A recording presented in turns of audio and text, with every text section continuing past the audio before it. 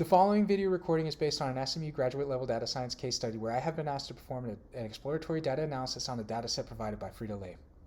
Hello and welcome CEO and CFO of Frito-Lay.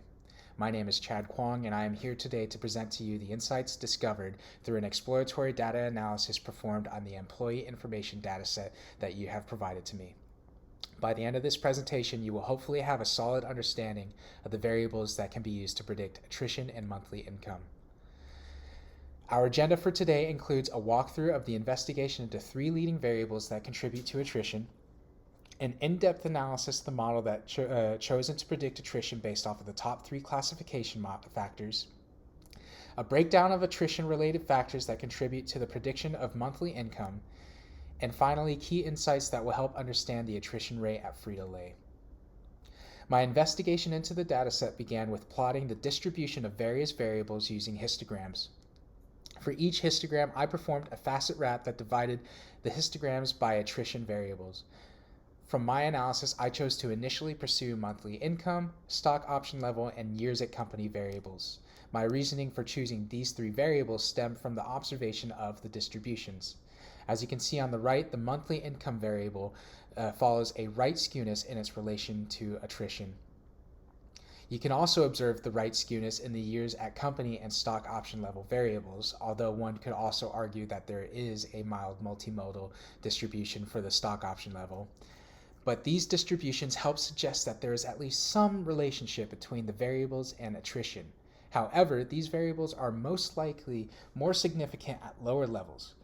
Knowing that more evidence is required in choosing of the variables, I performed a second investigation that is less intuition-based.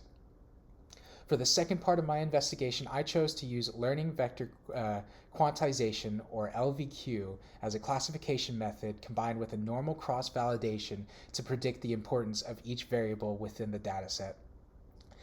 The graph on the right was obtained by using the variable importance function combined with the LVQ model mentioned prior, and it displays the rankings of importance for each variable within the dataset. As we can see, the top three factors contributing to attrition as predicted by this LVQ model are the monthly income, total working years, and years at company in that respective order. Other noteworthy variables include the stock option level, job level, and years in current role variables respectively. An interesting point here is that employee satisfaction, whether that is satisfaction with the job environment or the general relationship with the manager, does not actually play a significant role in predicting attrition. Moving on to the creation of the model, I chose to use a naive Bayes model, and I performed a 70-30 split on the initial data set for my training and testing sets. Because the attrition rate was so low in the data set, an upsampling was performed on the training set to stimulate more yes responses to attrition.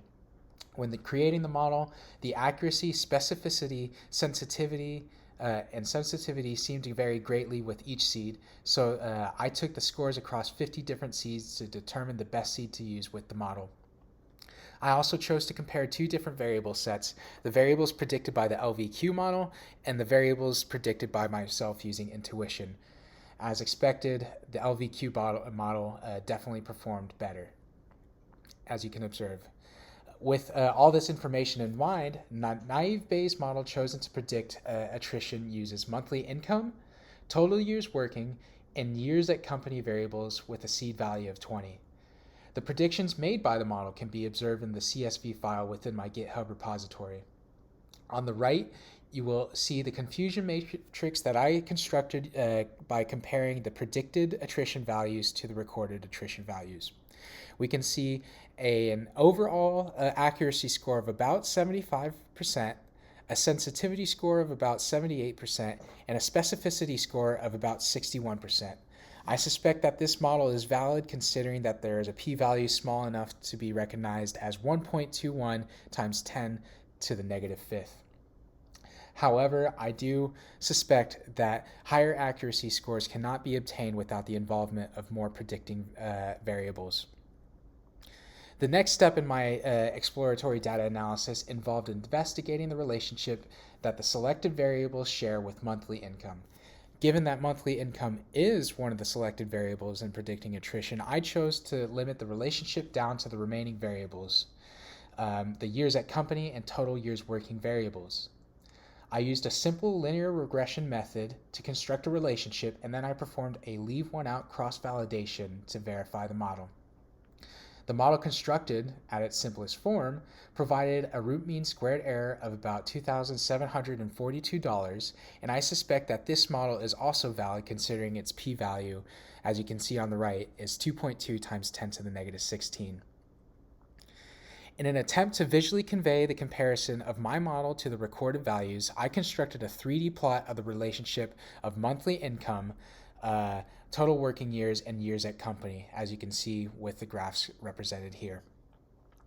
On the plots, I overlaid the predicted values in orange over the recorded values of monthly income in blue. As you can see on the plots, the predicted values seem to fall under a similar density distribution as the recorded values. However, as with the model predicting attrition, I suspect that a more defined relationship can be found with the involvement of more predicting variables. In conclusion to my presentation, I would like you to take the following insights and suggestions to heart. Insight number 1. The top 3 factors that contribute to attrition are monthly income, total working years, and years at company. However, I would highly suggest a more in-depth investigation involving more variables for the most accurate model to predict attrition. And insight number 2, monthly income is dependent on at least the years at company and total working years variables. However, just like with insight 1, I highly suggest a more in-depth investigation before we submit to any models to predict monthly income to distribute to future employees. Thank you for your time, and I now open up the room to more questions. Thank you.